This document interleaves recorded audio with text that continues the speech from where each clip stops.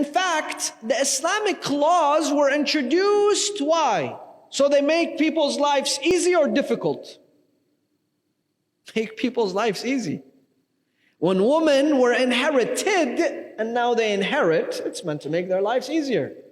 When a man had more than 17, 18 wives, to narrow it down to 4, it was meant to regulate society.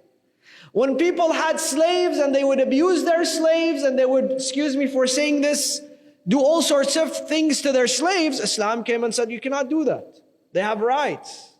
And slowly but surely, we're working towards freeing every single human being. And all the good stuff that you know about.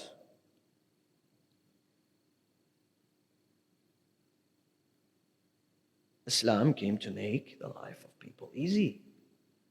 And Islam became the hope for what is going to keep the development of the minds of people with their religion at the same level.